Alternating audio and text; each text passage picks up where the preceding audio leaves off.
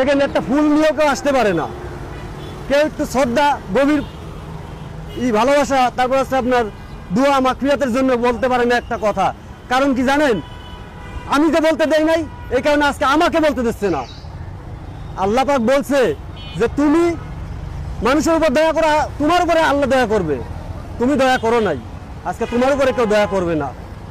সম্মান আল্লাহ দিয়েছিল, তিনি সম্মানের সাথে দেশের প্রেসিডেন্ট হয়েছিল, বঙ্গবন্ধু শেখ মুজিবুর রহমান, তিনি দেশের প্রেসিডেন্ট হয়েছিল, আল্লাহ পাক তাকে সম্মান দান করছিল। বঙ্গবন্ধুর প্রেসিডেন্ট হওয়ার পিছনে আল্লাহর রহমত ছিল না? ছিল, অবশ্যই ছিল।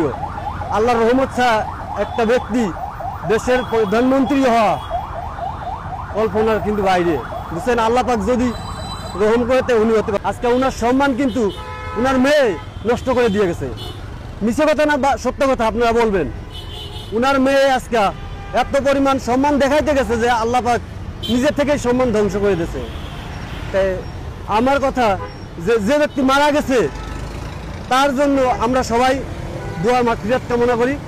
দেশের জনগণ বিভিন্ন দলের, বুঝছেন। এখন আজকে এই বাড়িতে একদিন সকালে খ্যাপ নিয়ে আসি, দেখি সাজানো অনেক কিছু। তা বললাম যে ভাই এখানে কি? এটা হচ্ছে বঙ্গবন্ধুর বাড়ি। তা আমি চিনি না, দেখি আমার মনে সাজ জাগলো যে বঙ্গবন্ধুর বাড়ি আমি দেখবো, তার বাড়িটা আমি ঘুরে দেখবো।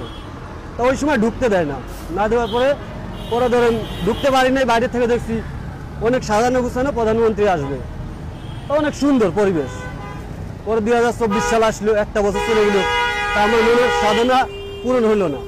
পরে 24 সাল আসলো, এরকম আজকে এই পরিস্থিতি কোন কারণে কেউ জানেন?